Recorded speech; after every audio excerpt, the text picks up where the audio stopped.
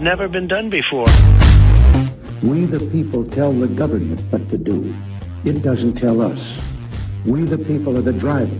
The government is the car. And we decide where it should go and by what route to do. We the people are free.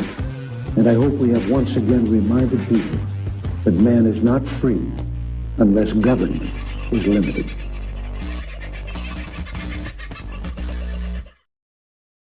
Hello, beautiful people. How are you this very fine sort of a Friday? Thank God it is Friday, and well, what a day it has been. I hope you enjoyed the chat last night. Got a lot of feedback from people wanting to go and help Doris on Saturday morning.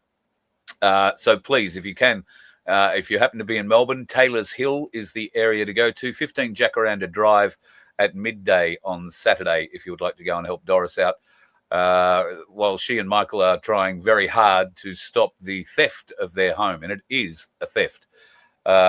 Some serious discrepancies the bank is playing with, and they are not the only ones. I was able to put Doris and some other people in contact, and recently, if you're a Cairns News follower, you would have seen that there was a news story about the bailiffs going after the banks because they have been doing illegality. And one of the people involved in all of that has been trying very hard to get a class action together, particularly against Westpac. Westpac Bank is the bank that seems to be working this illegal, or what looks to be an illegal or unlawful solution for housing theft. And they've been doing it quite a while. So if this has happened with you, if you've got issues with your mortgage and the Westpac Bank, reach out to me, because I will put you in contact with the group who are very keen to get a class action going against Westpac. And I couldn't support them anymore. I think it's a marvelous idea, truly marvelous idea. Dave was first in. How are you, mate? Good to see you. The lovely Donna, second in, and Judith John.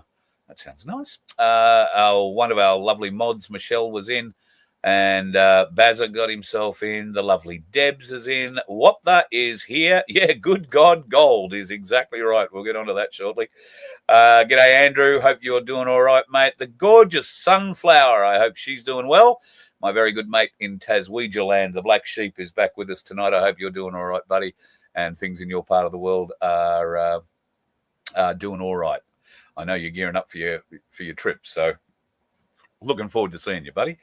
Maria, nice to see you. And hello, Donna. And the lovely Mr. Grace is in the house from Pinaroo. 2.5 mils and a good thunderstorm last night. Pete sent me some pictures of his crop. He's got some barley in at the moment, and he was hoping that there would be a little bit of rain coming their way. I don't think they want huge amounts, but it does need a bit. So fingers crossed, Pete, and I hope the garlic's going well. Yum. Salty, nice to have you in. And Spaz, good to see you too, brother. Got a quote from a reputable company. They don't take cash. Well, you can't. They don't trust their drivers. Rang the company that does. $200 cheaper for cash. Thank you very much. You've done the right job. Always offer cash, folks. Always offer it, because there is plenty of great opportunity. I think I said hello to Andrew, did I? G'day, Andrew. The lovely Rachel and JFK are in the house. That's beautiful. Toxic, g'day to you. The Rockin' Housewife is back in the house. Good to hear.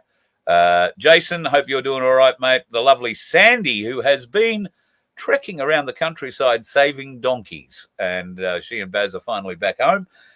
So with another couple of charges to look after, and coming up on Monday, it's Farrier Day, and that means lots of costs. So if you would like to help out with the costs of looking after over 100 donkeys, you can do so, please, by buying a lottery ticket, VOFHQ lottery ticket, easy to get at merch.vofhq.com. And click on the Sanctuary $750 charity link. And for $2, you can buy a ticket. I think we've got about 200 left in this draw. And you can buy a ticket for $2 and maybe win yourself 750 or 1 ounce of our Byron Bobs, which are absolutely spectacular and are roaring out the door. We're not making any money off them because the silver price just keeps going through the friggin' roof. But we're not losing money yet. Well, we might be. Depends how much the holders are actually costing us. And to find out how much the holders are actually costing us, it's that time of the evening where we like to welcome in the Waving Wonder. How are you, my good friend? Yeah, caught me having a smoke. Well, there you go. The way you were moving your hand around there, I'm glad you described what you had because it looked a bit weird just between you, me, and the gatepost. Hey, Right. 221 221 tickets. I beg your pardon? 221 tickets.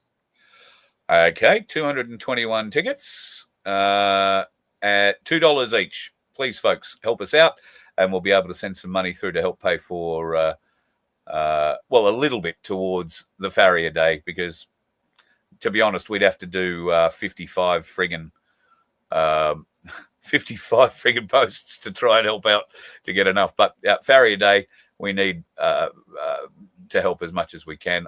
What am I saying? 55 different posts. We'd need to run 55 different lotteries and have them all come off inside a month for us to be able to help pay for Farrier Day. So I do appreciate, though, any help you can give us, folks. That will help the Donkey Sanctuary. It'll help Voice of Freedom keep going forward. And, well, we do need to fix a couple of things on the bus, as we discovered today, because we moved her. So took her for a drive. We got a couple of little things to fix. So nothing huge, which is good. Yeah, right. Couple $100 RAM, some leaking water, nothing huge at all. No. Let me be a good little boy and put my cigarette out. I have two leaking RAMs. So $400. Good. No. One of the RAMs is either bent or it's blown a seal in a very strange place. So it could be one or the other. I wasn't able to get one of them up. That was the problem. It wouldn't retract. So, and they retract on a spring. So that makes it pretty weird that it wouldn't retract. And I haven't moved the bus with them down because obviously when they're down, the wheels don't touch the ground. So you don't go very far if you put it in gear. But that RAM might be bent, in which case it'll be a couple of $100 for a new RAM. If it's not, then it'll only be seals, and hopefully can probably get away with replacing all the seals for a couple of $100 all around if we had to. But it's not a huge job, and particularly my dear friend Keith, who I have pulled up in his yard. He is also the mechanic, and he's also the guy who had his ute stolen the other night with all his tools on it. Now, a bit of an update. The ute has been found. No tools, obviously, have been found. The trailer that was also taken has been found, but none of the tools that were in the trailer have been found. So whether or not the vehicle is still in a working condition, we don't actually know yet. He hasn't got it back. But they did find it, and they found it in the Park Ridge, Woodridge area of Brisbane. So, yeah, there'll be a lot of tools going through a cash converters near you soon, I suspect. A lot of tools. Poor Keith, he's lost $160,000+ worth of equipment. And while the ute was insured, all of that equipment isn't, because it's almost impossible to insure that much gear hanging around on the back of a truck. So at any rate, he does have some tools left, thankfully, and I have some tools, and together we shall be tool men and go to work on the old girl over the next week or so. Make sure we try and find where the water is coming from, because, yeah, she is leaking a bit of water. And I believe that to be coming out of a heater hose, or possibly out of some sort of radiator hose. But finding the radiator hose split and where the radiator hoses go is a real issue in this old girl for somebody like me who doesn't know their way around them. So Keith, on the other hand, is very smart like that. So I take my hat off to him, and I can't thank him enough for letting me share his yard for a week while we try and fix this up. So looking forward to getting back on the road. God, I mean, I only drove, I don't know, 70-odd kilometres today, but, gee, it was good to get back in her and drive, Vince. I just loved it. Just loved it. So, Well, gave me that back feeling of being back on the road again. Yeah. And I really want to get back on the road. I've spent far too much time in that shithole that I've been able to extract myself from finally. So I'm happy to be back out and of the people, so to speak. Good. That's excellent stuff. So, did you hear that everybody's having a shot about smoking in the chat, which is really interesting because there's heaps and heaps of taxes going on that with smoking. Right, as we all know, the packets go up like crazy, but apparently not so for beer. Right. The Prime Minister has said that they are not going to be raising taxes for beer for the next 2 years. Isn't that fantastic? Well, that's a vote winner. You're old enough to remember every Christmas the beer strike. Yeah. Yeah, actually I am. I do remember Every that. Christmas. If you're of a certain age and, you were around in the 70s and early 80s, every Christmas there was a beer strike. All right? Come December 1, all the pubs were screaming because the breweries had shut down. The guys who brewed the beer wanted more money, or they wanted a Christmas bonus, or they wanted a Christmas party. It didn't matter what the hell they wanted. It was December 1st. Every year they would shut down beer. And, of course, you would have a dry Christmas, which in Australia is absolutely unheard of. And Parliament House would have been burnt down if, concessions weren't made and those folks got what they wanted. Now, I don't know. Beer strike, I don't think that's not an issue anymore, but taxes really are. So Albo's now saying you can go to the pub to drink and the beer tap price is not going to go up. Is that right? Correct. Just the tap price just the beer that's poured out of the tap. Nothing about any of the other stuff, right? No freeze on cans or bottles or any of that stuff. Just the tap price out of the beer. Isn't that amazing? I mean, these guys are just fantastic at showing you, we're doing you the greatest thing in the world. So sleight of hand. Yeah. But I mean, I was listening to a piece today about the Victorian 50% friggin' gain tax on their property when they redo the tax, like if you live on country property, right? Yes, and then they rezone it and your price goes through the roof and then you get to pay $500,000 or more in tax when you sell it at a 5% interest rate 30 years down the track, or you can pay it upright front. And, of course, don't forget that that's the state tax. Then there's a federal tax on top of that for capital gains as well. So out of your $3 million you may be selling your property for, they're going to take somewhere between 50 and 75% of that in taxes. And we call ourselves free. Yeah. Got to say, if you were living in Victoria, Stan, and they're bringing that in, you'd want to sell your house and get out of the state before that became law, wouldn't you? Yeah. Well, most definitely, right? It's only going to affect those that are not in the city, but those that are in just country rurals. You might have a 5-acre block, right? If it's anything over 2 acres, apparently, you might have a 5-acre block. If it gets redistributed to rural living or into actual city type block size, you're going to get stung badly. So much for your investment. Yeah. Right? There's no money in the property in that one.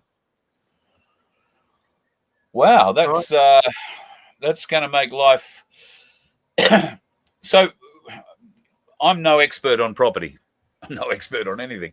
But the idea of having a property is to have enough in that property to upgrade it. If you were to sell that property, you would get enough out of that property to give you a very good deposit or a lot of equity in the next house you buy, presumably a little bit bigger or a little bit nicer or whatever you want to get into. That's going to take all the steam out of the ability to sell your house and upgrade. Because if they're going to take 40, 50% of that profit, you're not going to have that money to invest in your next property. Yeah, you've got to realise, though, that is residential. This is a situation where your residential properties aren't affected by this. It's only those that are sitting on the edge of residential areas that get their property changed from a rural tag to a residential tag. And all of a sudden their property that was worth, say, let's take a property that's worth $1 million and it's got 5 acres on it. And all of a sudden those 5 acres become 1 acre blocks and they're worth $1 million a piece. You've now got $5 million worth of property that just got changed by a stroke of a bureaucratic pen, and you need to pay 50% tax on that $5 million. Right. Right. And you have the choice. You can either pay it when you sell, but if you do so, you have to be paying a 5% interest on top of that property for the next 30 years or whatever. Right. Or you can sell it now and pay the tax. And because it's now worth supposedly $5 million, they're going to take $2.5 million. The government will take $2.5 million. Then the federal government's going to step in, and I should say the state government will take $2.5 million. Then the federal government's going to step in and take its percentage as well of a capital gains tax. So, that's another maybe 25, another 1.25 million. So what do you get left with? And who's been paying all the interest? Yeah, exactly. And all that sort of stuff. It's like, come on. I just want to say hello to Jason Trading High near Mortlake. Is that where you're from, Jason? Down that way? I grew up in Mortlake. So if you're down near Mortlake, hello, Western Victoria. Beautiful part of the world. Last time I was down that way, I went through Mortlake, actually. Walked around the town, which is more than I can say I've done since I was about 10 years old. I've been riding a bike around it. But, walked around, did the whole tour through the footy ground and everything else. Drove the bus through there, actually. It was a bit of fun. But yeah, nice to have you, Jace. Mortlake just popped into the chat and I thought I have to bring up Mortlake. So that property thing is a real issue. I don't know how people can think that there is a future in that part of the world. Like, how can you get out of your property and grow? Yeah, well, for all the investment and stuff that you've put into it way back, you thought you had a nice little rural property, and all of a sudden the suburbs have sprawled, and then you get taxed to high heaven. That's how that basically works. Yeah. Right? And, I mean, that's one set of taxes, but tax the Australian people, unlike the current news that happens to be happening with Ukraine. Yeah, righto. Now this is a weird one.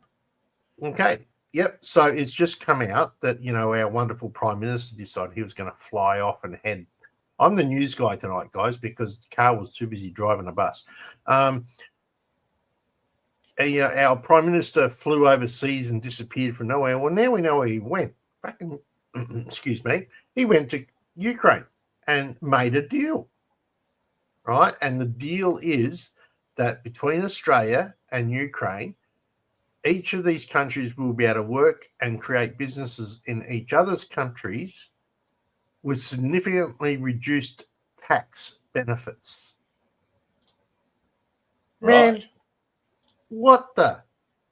I mean, wow. Tax the Australian people to crap, but let a Ukraine company come over here and build a business, foreign-owned business, and pay no bloody tax or very minimal tax. We've already got enough big companies doing that now that don't pay any tax. And he's just gone and signed another swab of it away. I know. It's unbelievable, isn't it? So yeah, so that's and this is our Prime Minister. What's going on here? I mean, we've got defectors happening all over the state, all our pollies. I mean, we've got people who are really starting to complain, and we've got Barnaby Joyce looking to join One Nation. You know, I think One Nation's starting to become a viable opposition, to be honest. Right? Well, They could get Jacinta Price and a couple of other libs in there. I think they'd do exceptionally well. But anyway, how do you think Jacinta Price, Andrew Hastie, who is the next anointed Liberal Party leader, and they've been grooming him for 4 years or more for this, pretty much since he got into the parliament, he's been groomed for this.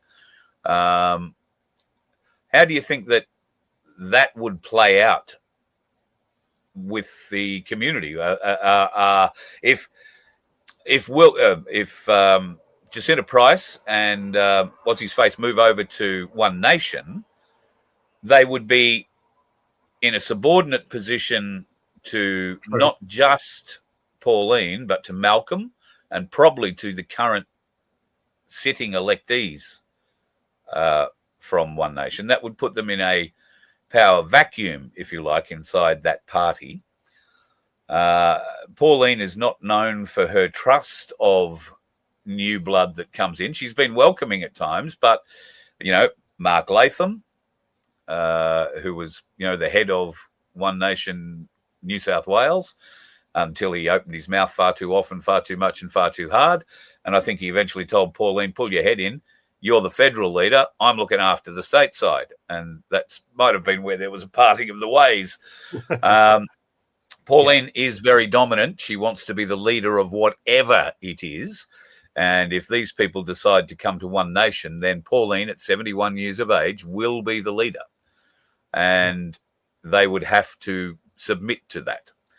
True. That is true. Know. And I think they're very strong people. So I don't know how they would go with that. And I think that anybody who's a strong leader that goes into One Nation tends to run into a little bit of issues, and perhaps that's why they've lost a couple of senators along the way, which is a real shame, because we need, the Australian people need somebody to act as that bloody nail in the coffin in that bloody stupid thing they call a parliament that sits on top of the hill, right? Which is really just a corporate government. But anyway, we won't go into that. But we sort of diverged off track there. The other part I was going to talk about, though, was to do with Ukraine, seeing we were on the subject of Ukraine. Apparently, Mr. Zelensky is heading over to see Mr. Trump just shortly, right after our weak-livered Prime Minister was busily signing away our frigging goods again.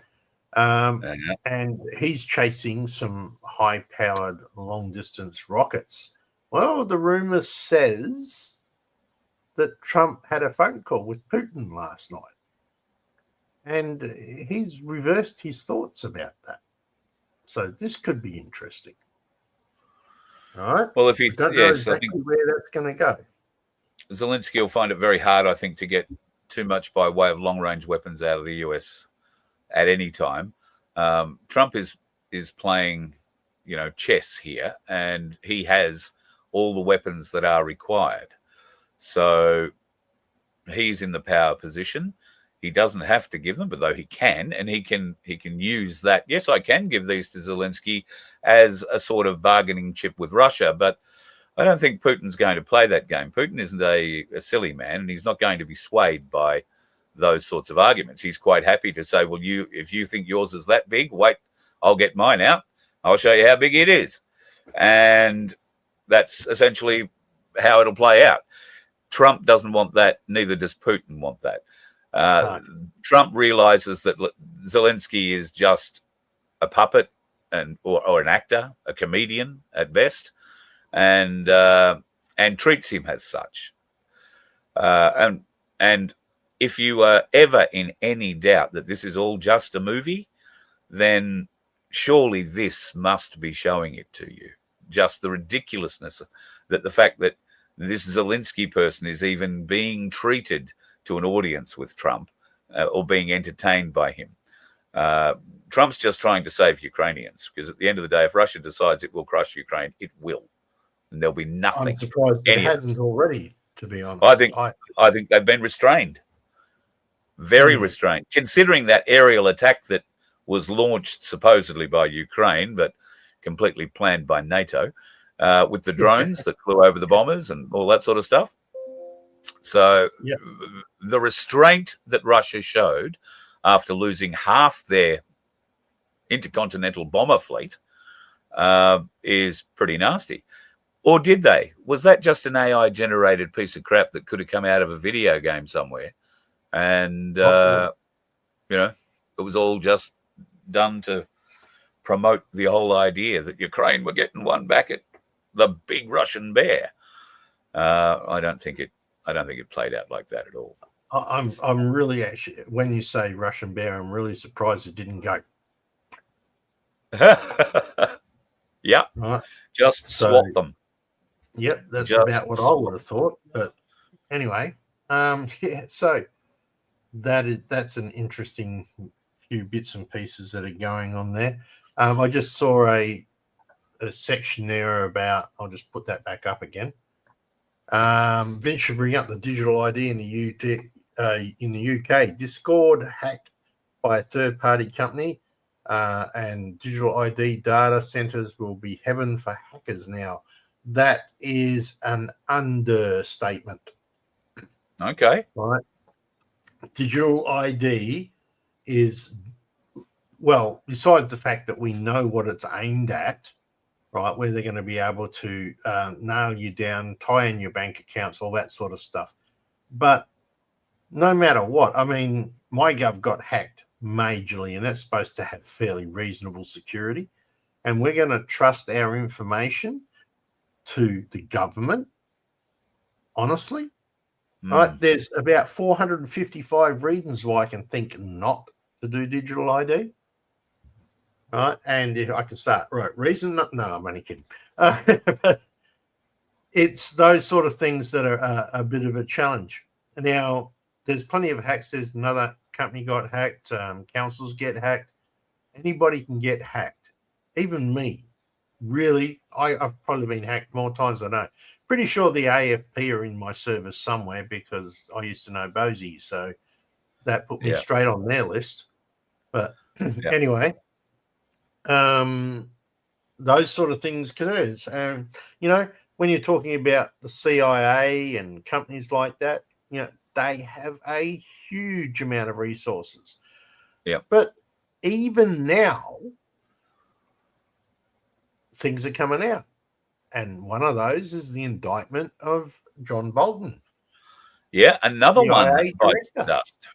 Yeah, that's a big one. Bolton obviously was supposedly a Trump supporter in the first iteration of Trump's presidency. He turned out to be nothing like a friend of Trump, as he had purported to be, and had, you know, basically shown himself to be, I think, in the lead up to that election. He was certainly known to Trump, and he was one of the appointees that was put in by a large group that, you know, made those selections for Trump. Of course, Bolton turned on him, and turned on him quite hard. He was clearly a member of the deep state, and with his very deep ties into the CIA, Bolton had some sort of credibility, I suppose, until he was put up against the likes of John Brennan, who also former head of the CIA and has been exposed, along with Comey and the rest of the team, involved in the illegalities leading up to and surrounding the election in 2016. So Bolton came out after that. He was responsible in great part for having General Michael Flynn and a couple of other Trump very big Trump supporters, Stone, I've forgotten his name, his first name, but Stone was one of them. And you probably saw that raid live, because CNN were tipped off it was going to happen. They had Bearcats there and SWAT teams, and they bashed on this elderly gentleman's door at like 4:30 in the morning and raided the joint like it was a drug den. I think that's what Trump's doing now. And Comey has been indicted. Now Bolton's been indicted. I think there are 2 others who've been indicted in the last couple of weeks as well, including Letitia James, who was the New York DPP, head of the public prosecutions there. She's the one who went after Trump with all of those bodged cases during and after his first term as president. She is the one that kept him engaged in lawfare for the 4 years of the Biden presidency. And that all came to nothing. Trump won those cases, or the cases were thrown out. And of course, she was responsible in some part for working with one of the engineers of the fraud against Trump. And that is, I would expect Mr. Smith to get an indictment very shortly as well. I'm hearing. You mean Jack Smith, the not real boy? Yeah. Jack Smith's not a real boy. He's not a real boy. Wondering about where that comment comes from, as a legal expert, legal Watch the Watchers show that I listen to quite regularly, and he uses that comment all the time because Jack Smith was appointed as the what was the proper name for it? Special counsel. Special counsel. Yeah. But to be appointed by the special counsel, it had to be voted in by the Senate, the Congress and the Senate, and he never was. So he was never a real boy. He was never a real boy. So that's how that comes about, just in case you're wondering. And for all those people who believed the crap about Trump through that time, the stuff that was put out by Jack Smith and the lies that were put through, now you're starting to see the truth of it. It's got nothing to do with a political hatchet job going to get people who tried to get him.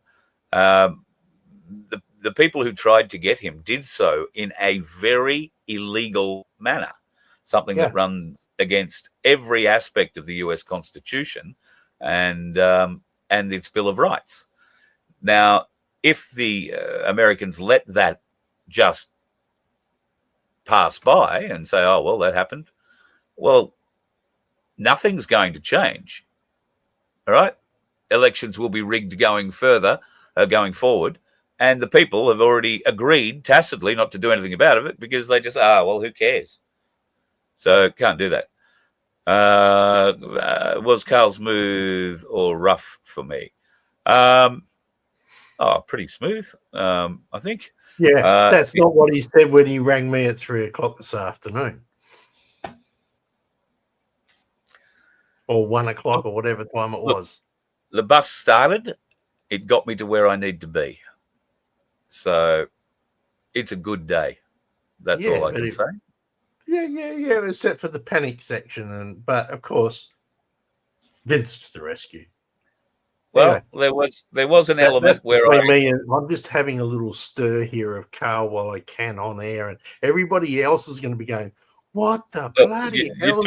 What are you talking about? So stop doing in jokes, right? And that's where I'm going to leave it. Yeah, good. Anthony Albanese's father. Now, Anthony Albanese would have you believe that the person on the left there is his father. The person on the left is a waiter on a ship, I believe. And Albo's mother is in this picture. She's down on the bottom left-hand corner, but we're more interested in the bloke who's sitting in the bottom right-hand corner of this picture. Why are we interested in that? Well, he looks like Albo. He looks like Albo, doesn't he? He looks a lot like Albo. And that is George, Albo's uncle. Now, George, whose name isn't Albanese, it's, I don't know, forgotten what it is now. George took his niece on a holiday to Europe, and his niece got pregnant, apparently to that bloke on the ship. But Albo doesn't look anything like that bloke on the ship. But that was the fella's name on the ship, Albanese. He was an Italian. So Albo has come back and taken this fella's name, Albanese, rather than let it be known that mum slept with first cousin and had a relationship with the first cousin. Well, maybe. Supposedly. We'll just cover our Allegedly. legal bases here. Allegedly, yes. And, yeah, well, George looks a lot like Albo. Or Albo Does looks a lot like George. So has this Just got saying. anything to do with a cruise? I mean, is this why you want to go on a cruise? What? So you can meet some young, gorgeous lady? How the fuck did you segue to a cruise out of that and me meeting a Well, lady? because it happened on a ship. Oh, wow. Okay. Man, Sorry. can't you link the points together? No. Well, that goes to show I'm either not What's interested in ships or ladies or that kind of thing. I don't know what that goes to say about me. But as you're mentioning the cruise, we can help with that. That's how I segued to it. I've just, lost me completely. I'm thinking, what? Look, it shows that an amateur can take out a professional at any time with just pure random logic. Or bullshit, as its other name. That too. Name is. Yeah, that too. So our cruise is going on May 4th, May 4 to 8, out of Brisbane, Airlie Beach, Brisbane. We'll get a day in Airlie Beach. You can either choose to stay in Airlie Beach and sit with me, because I would love to meet people from Airlie Beach, from Proserpine, and anywhere else who might want to travel down and meet us there for the day.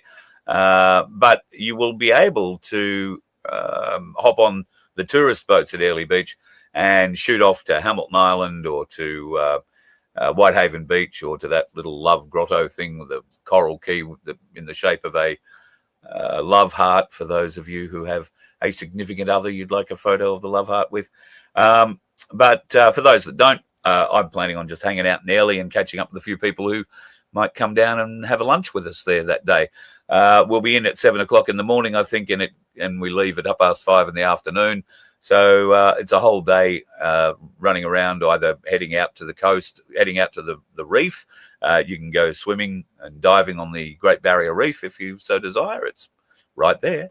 Or if walking along a pure white beach is something you would like to experience, Whitehaven Beach is certainly very spectacular. I've seen it from the air, but I'm not much of a beach fan. So white beach, gold beach, I don't give a shit what colour the sand is. Just as long as there isn't anything with teeth coming out of the water wanting to eat me, I'm happy. So, but if Whitehaven's your thing, then by all means get into it. And now we have a personal cruise manager. Her name is Annette, and the number there, 1300 385 625, and that extension number is very important, 49632. You will get to her, and she has all the details of this cruise, and if you ring her, she'll make sure that we're all together, sort of thing. Depending on whether there's one of you or two of you, the rooms are, pretty good, I would have thought, for 4 days. Interior rooms start at about $1,300. You can get suites for less than $2,000, like really big suites. And if you want a room with a balcony, I think that's about $1,700 or thereabouts. Deposit is only $150, with the balance having to be paid off just before Valentine's Day in February of next year, and departure on May the 4th. So I expect everybody to be dressed who is going on the cruise on May the 4th. I expect everyone to be dressed in their very best Star Wars gear. I may not have a haircut, although I'm going to try and convince Clayton to come, who looks much more like a Wookiee than I do. I thought you might have donned the helmet and gone. I am your father, Luke. You got the voice for it. So, yeah. James Earl Jones. He's the voice of Darth Vader, and a magnificent voice. In fact, he was the voice of Discovery for years, and he was in great part a great inspiration to me. I wanted to be the voice of Discovery very much, but James Earl Jones seemed to have a bit of a rap on it, and living in Australia, it was pretty hard to get my foot in over there. But Yeah, absolutely magnificent voice. And there's probably three inspirations for me in the world of voiceovers. And the first one is Sir Richard Burton.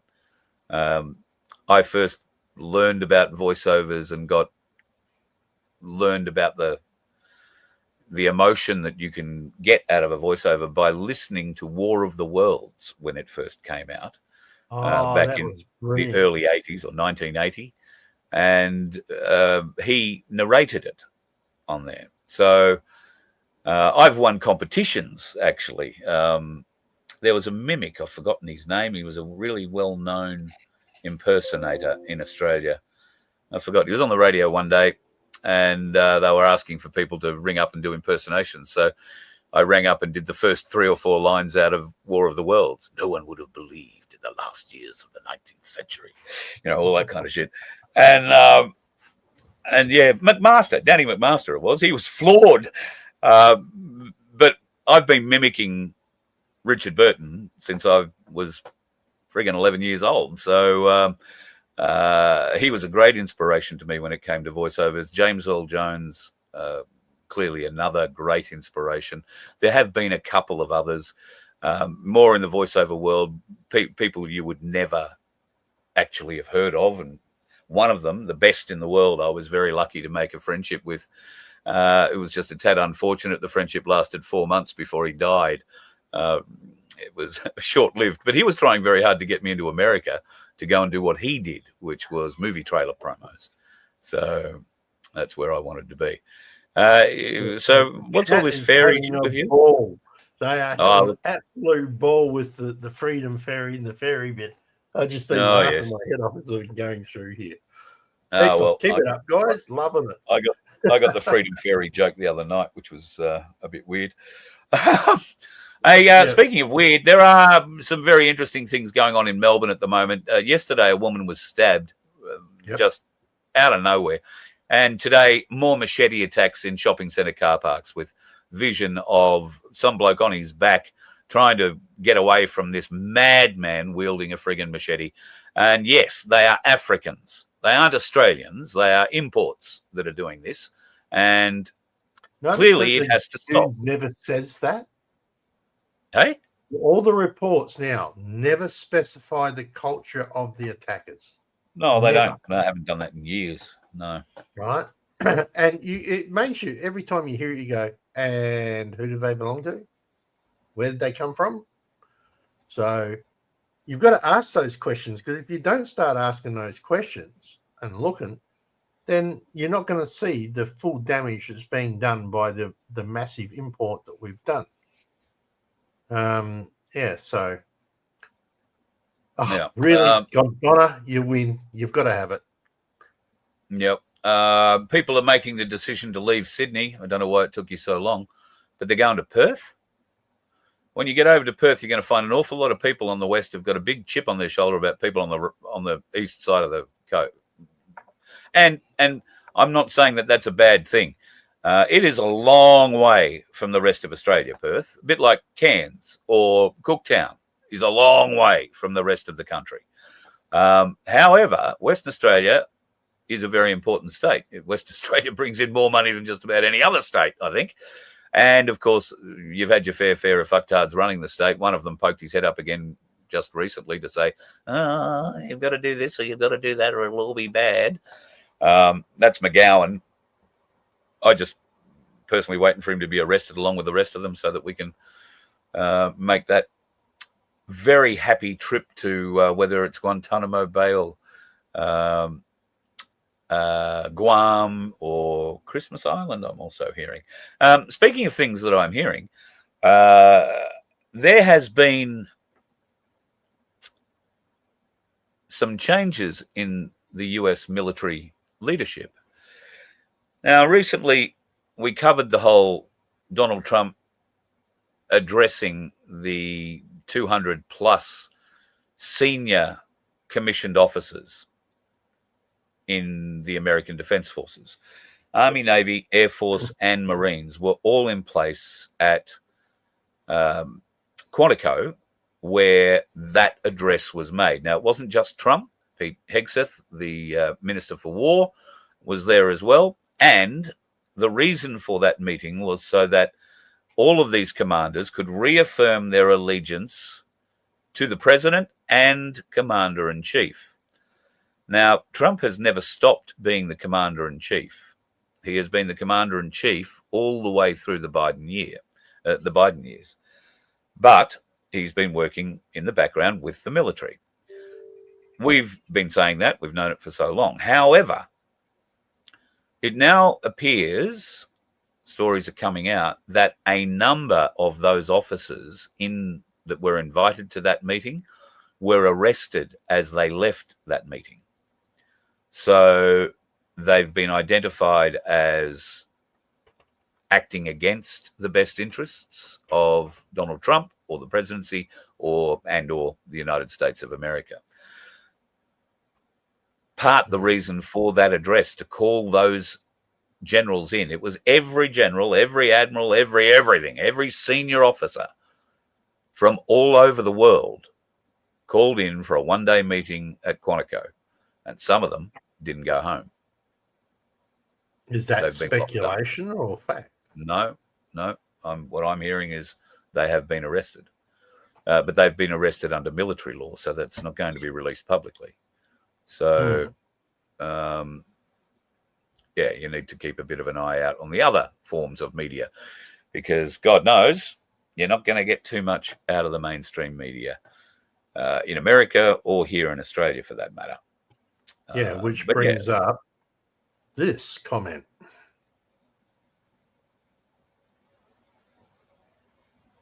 Which is all about the interview that was done in, I think it was 75, by one particular little sick, retarded, pervert child molester.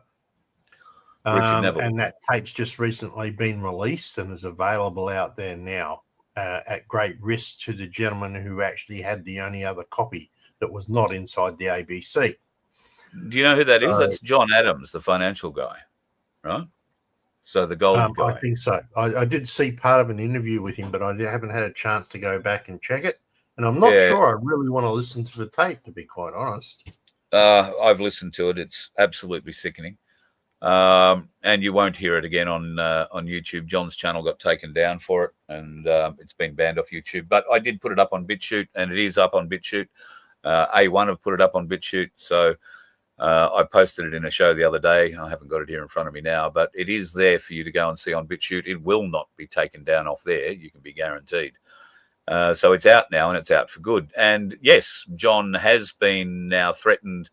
And I dare say the ABC being the ABC, because they've got the government paying for their lawyers.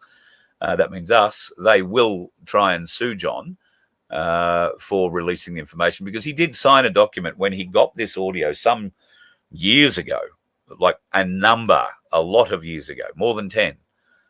He's had this audio. And when he got this audio, he had to sign multiple documents agreeing that it would never be put to air publicly. It would never be played anywhere publicly. It couldn't be shown and used in any other TV program or any other form of production. The ABC's legal department stitched him up. Basically, all he could do was take it home and play it in his lounge room and listen to it there. And yes, if he wanted to invite Australia around to sit in his lounge room and listen to it, then he was welcome to do that. But clearly, that wasn't what he was going to do. Now, John's been sitting on this for a long time. He's actually been working very hard behind the scenes, trying to pressure the ABC into giving him permission to release it. And they, of course, refused. He actually, I believe, tried to get some ministerial support to try and get that permission, and it was still refused. So he eventually bit the bullet and decided to put it up on the program that he does with another guy. And they have been talking about it in that program for the last few weeks. And last week they decided to put it up. I think it was up for a total of about 6 hours, if it lasted that long. I saw it at about 4 hours up. It had nearly 5,000 views then. So a lot of people got it. A lot of people screenshot it and recorded it. So it is out there. It's out there. I've got a copy of it. So if it goes down again, it'll go up again. Have no fear. It says few copies floating around Telegram as well, I noticed. So yeah. So once it's out, it's out. That's the thing about the internet. There are people, I don't think of it, but there are people out there who see something and go, oh, wow, great, and hit screenshot or hit video and screen grab the video instantly, not knowing whether it's going to be big or going to be wild or going to be something else, going to be taken down.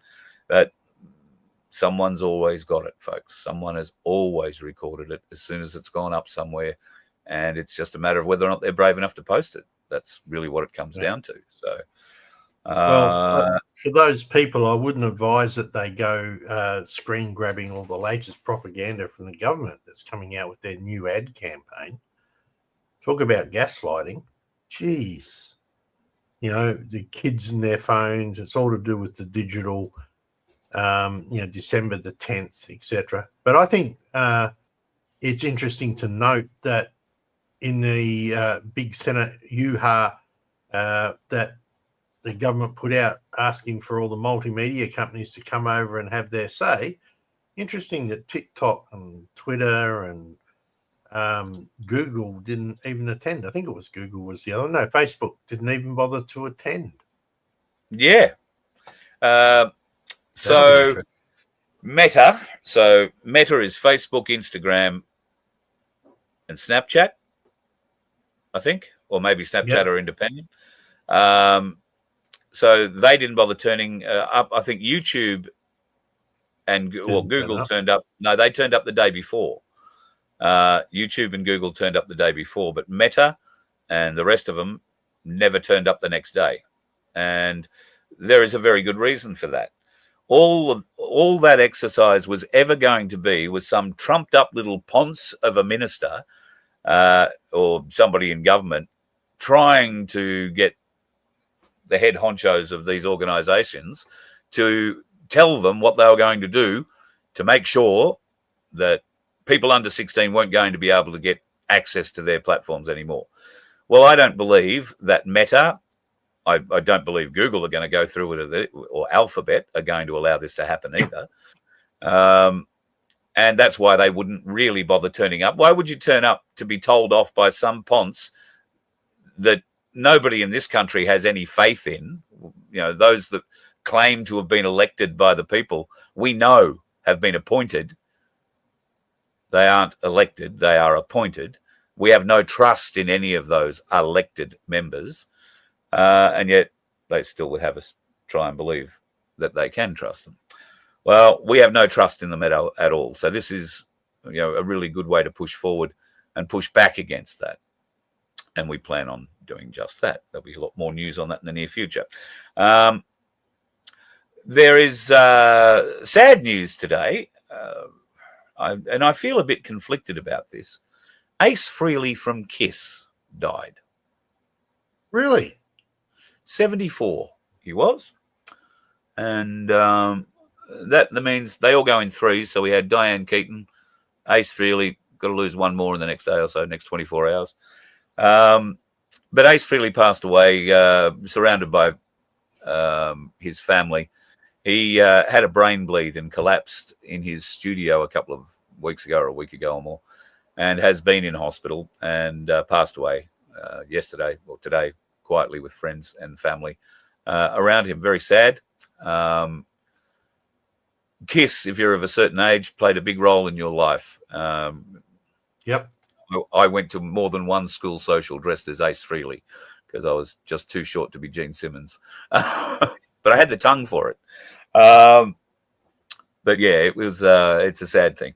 I think I told you about this a couple of weeks ago. I had a little bit of a blinding moment while I was in the car, and I had music playing, which I usually don't. I haven't enjoyed music since I started doing this, and I realized just what sort of filth is into the music. I've really lost my love of music. But I was listening to some, and it was KISS. And I thought, I want to have a listen to some of these words. I've been singing them since I was 10 years of age. I was there when I Want to Rock and Roll All Night and Party Every Day came out the first time. So that had me hooked right from that song. So they're going to have quite a large funeral for him too, which I think will be great. For a long time, the band fell out. Ace wasn't part of the band, but in the last few years, he scored up pretty well. He got paid out very, very well by Gene Simmons and Ace and Paul Stanley, who are the owners of Kiss. Two good Jewish blokes who know how to milk you for every piece of merchandise you could ever possibly want, and a huge range you never thought you needed or wanted. They are exceptional. And Gene Simmons is vicious when it comes to money. Vicious.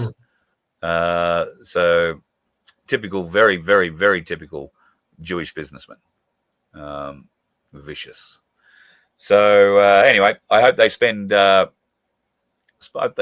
big for his funeral. I'd love to see the coffin go underground, flaming like the guitar. Oh dear. Be a nice way to start it, wouldn't it? So, folks, before we depart for the evening, have you gone off and bought any gold or silver? Ainsley Bullion is the place to go. Get online, ainsleyBullion.com.au. At the moment, $83.45. Let me just refresh that and make sure that it's the latest look. But $83.57 is the latest Ainsley spot price. If you go looking in other places, you might find the spot price is at least $2 dearer. If you were looking to buy your silver $2 cheaper, ainsleyBullion.com.au. And don't forget to put Voice of Freedom or my name in the notes section, and you will get yourself a little bit of a discount. Depending on how much you buy, it might mean that you can buy a little bit more, which would be excellent. And yep, that's the chart. What a chart that is. Yep, that's the daily chart for silver. That's the daily. Wow. That's the daily chart. If I take you to the 4-hourly chart, that's what it looks like. That's the 4-hourly chart. Yep. Wow. So, folks, you know how we said $100 an ounce might not be out of the question? I did say last night or the night before, I expected it to settle around 83 over the weekend. It may drop back fractionally on Monday morning, maybe back to 81. But I reckon by Friday, we're going to be pushing 87, 88, and possibly 89 or $90 before the end of the week.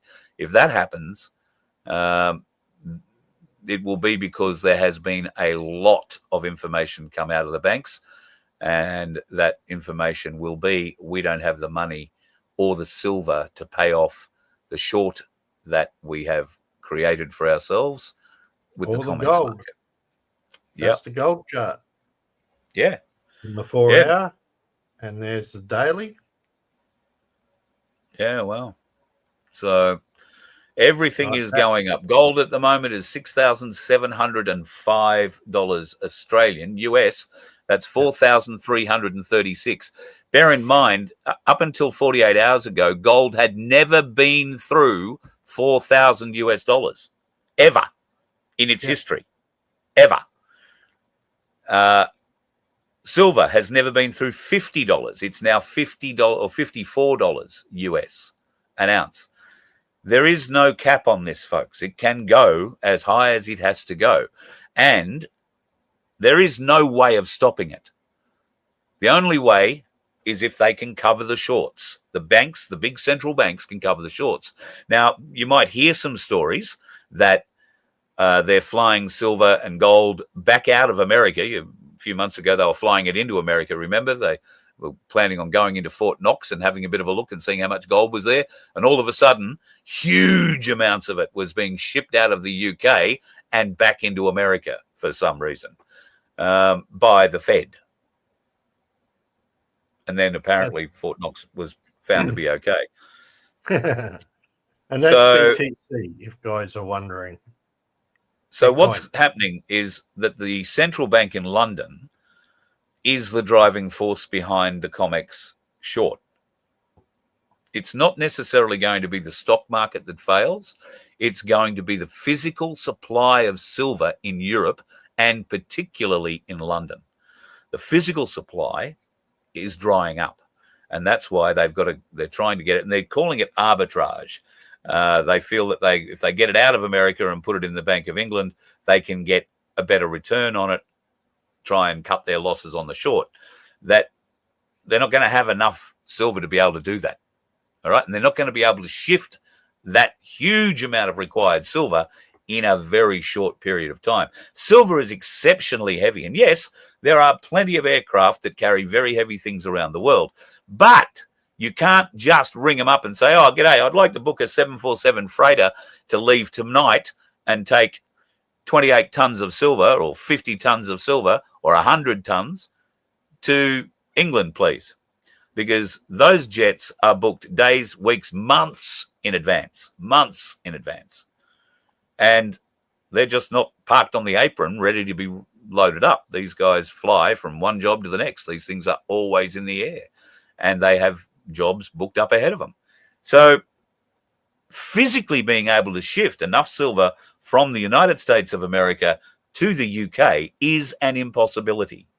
So when the short comes, they are not going to have that money to pay. They're not going to have the silver to pay. And therefore, what's going to happen? The price is going to go rocket-like. So be prepared for it, folks. Be prepared. Get yourself a bit of silver or gold if you can afford it now. Yep. And buy it online. You don't have to stand in a queue. AinsleyBullion.com.au. Angelina, thank you so much for the sticker. I haven't seen a super sticker in I don't know how long. So thank you. That is gratefully appreciated. And if anybody else would like to join in, that'll be gratefully appreciated too. If you prefer to do it in a different way, you could go and spend $2 and get us your chance at $750 or an ounce of silver in our lotto. And all you can do is go to merch.vofhq.com and click on the Sanctuary 750 link there. And hopefully we'll be able to clean up the last of our tickets, 221, before the end of the weekend. If we can clean that up, it would be wonderful to give one of you $750 on Monday and another of you an ounce of Byron Bobs in a hand-printed, hand-painted holder, courtesy of the Big Vincois and Voice of Freedom. I think he's about to show off his latest printing efforts by the sound of it, or maybe his latest painting efforts. Oh, there we go. Good effort. Upside down, but good effort. Get myself out of the face. You also I need to know where to send these now that you're roving, so we have to discuss that. Oh, no, you send them the same place. I'm not that far from the post office. It's just a half-hour drive instead of a quarter of an hour drive. So until I figure out somewhere else to go. Speaking of these, as the price of silver has gone through the roof, I did it to you the other night, but you didn't see it in the chat. 140. 140. 140, yeah. Because right now it's there's $120 worth of silver sitting in it if you're buying them as individual bobs. Yep. So yeah, at 130, we're then running at a loss. I can guarantee that by the time you look at electricity and the new filament, which arrived today, that looks okay, but that costs $30 for the roll. So, can you give me that code, please? Because I was talking to Sandy about this yesterday as well. We're finding it very difficult to find that particular shade of plastic, aren't we? Yeah, this one. Yeah. So I've got what we would like to do, try it.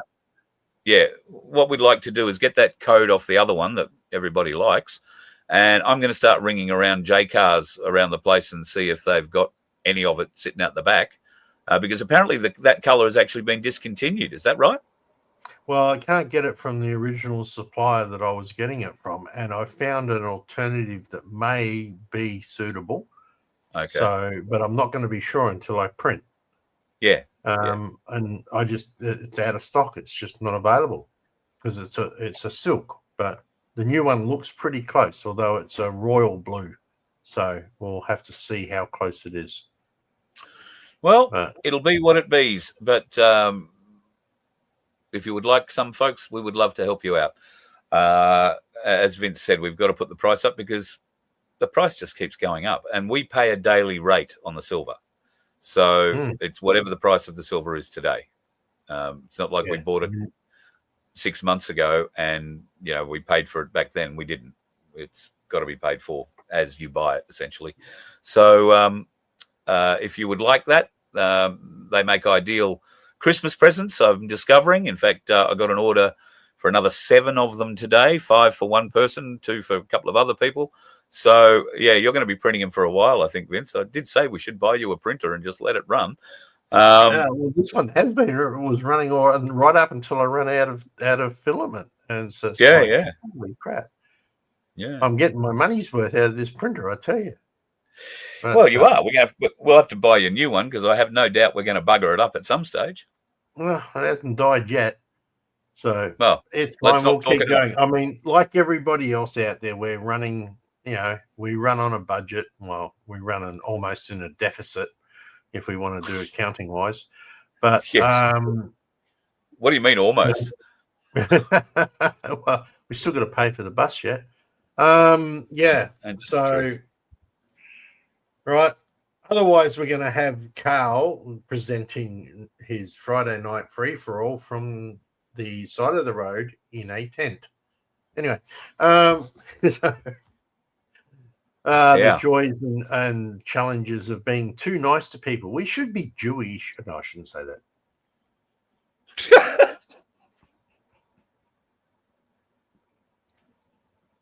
How else would you like to put it? Well, I don't know. I really, Could be. Well, I suppose I could be called a politician, just be a thieving bastard. That would work. No, mate. I don't hang out with thieves. I have nothing to do with them. There you go. Pete's got an idea. Electus distribution. Maybe we can talk to J Car's distributor there and see if we can get this thing the right code. So let us know the code so we can do something with that. It's manufacturer's code. I don't know if it's going to match anything. And from what I've got, I couldn't find it anywhere else on the net. So some unique. Oh, wow. Okay. Yeah. But all good. Hey, people, the one thing about a fairy, seeing that you're all calling me a fairy, is I can disappear. Bye. It's that simple. Oh, see, I've got much better timing than him. Thank you, my friend. I really appreciate everything you do for us here at the Voice of Freedom. In fact, today, the thing that he was alluding to where I wasn't panicking. I just had a time issue was my problem. And I had a curveball thrown at me, which meant I lost 2 hours of my day. And that was proving a little difficult. And I had to get the bus semi-registered. So the bus is not registered at the moment for a variety of reasons. No, for one reason, not a variety. So I had to get a permit for it. And I was in the process of getting a permit to move it, and that didn't work. And then I had this screw up where I needed to go off and do something else for 2 hours and had to be done straight away. So Vince very kindly organised the permit for me on the phone or through the internet or all the other bits and pieces. And it would have been difficult for me to do that because it's hard to do that while you are driving a car. They make you type everything in and anyway. So we have relocated. We are ready to go. We do need to register the bus, and that's why anything that you can help us with will be gratefully received and used to go strictly to that particular function to get this old girl registered again. And I'll need a COI for it, a certificate of inspection. Being as big as it is, it's got to have one of those every 12 months. And then I'll find $1,300 to register it. So we'll get it going and hit the road. The plan is to head to the Sunshine Coast. If I can get it fixed this week and registered this week, then I'll be on the Sunshine Coast next week so that I can catch up with a few people up there. Oh, he's back. He's back. Just remember, blue sky. Oh, the blue sky. Blue sky. All right. Well, Don't let me finish. Just pop in and tell your story. No, I'm fine. You go ahead and finish because you were talking No, about I've forgotten what I was talking about now. So away you go. Well, guys, you know how the American government's all shut down, right? And I've got to go and jump. Guess what's happening over there? Hey, Florida, what happened to hurricane season? Didn't happen, huh? Day 12 of the government shutdown.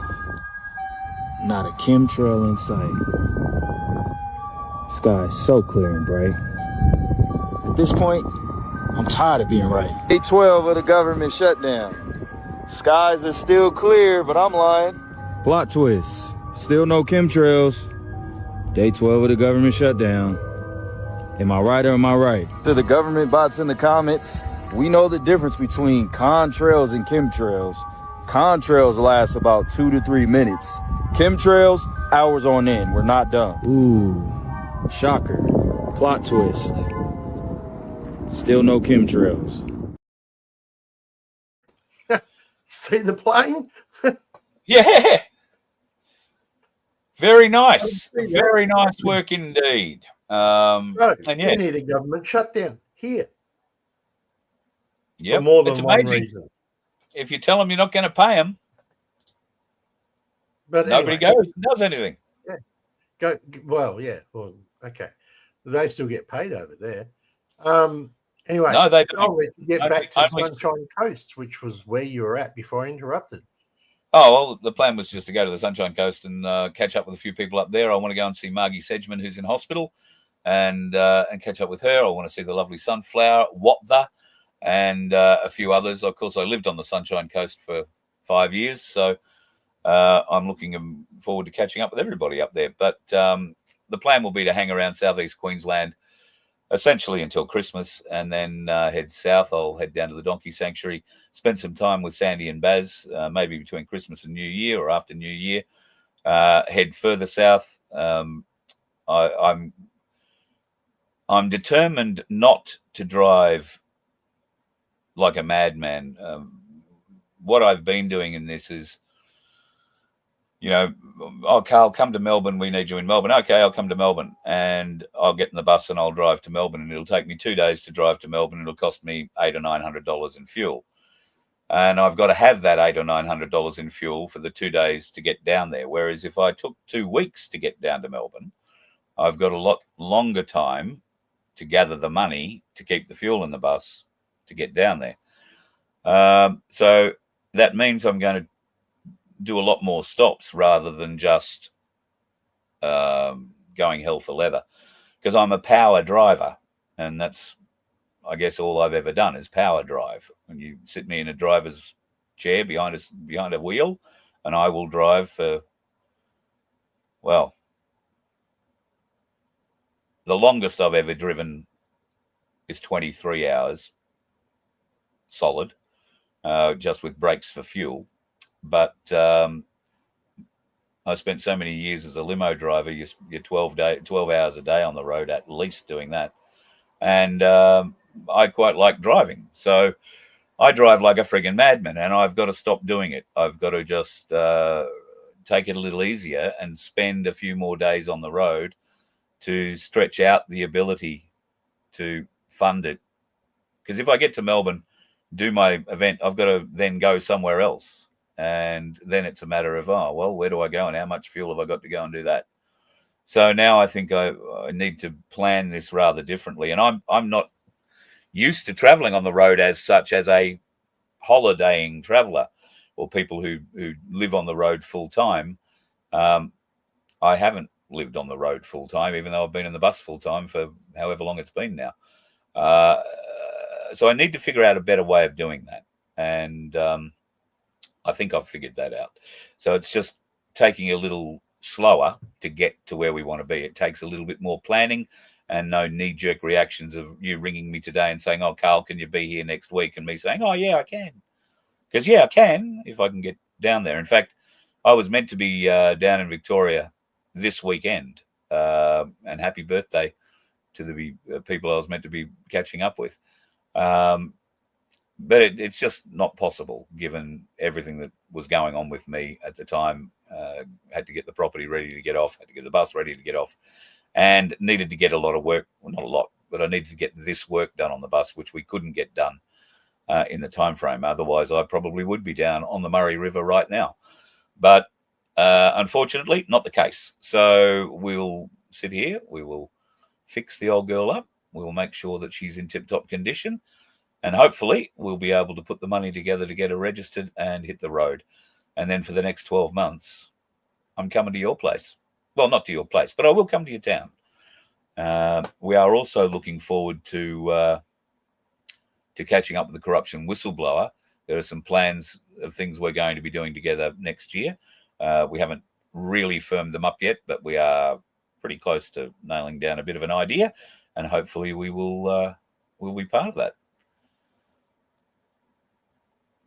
So the longest ride you've done on the bike is 960 Ks. Yeah, I don't know. I could do 960 Ks on a bike. That'd be hard. The most amount of kilometers I've done in one day. That would be from Broken Hill to Border Village on the border of South Australia, Western Australia. I think we left at 5:30 in the morning or 5 o'clock in the morning, and we arrived at midnight or just after midnight at Border Village. That was a pretty long day driving a tow truck. And then we headed across the Nullarbor from there.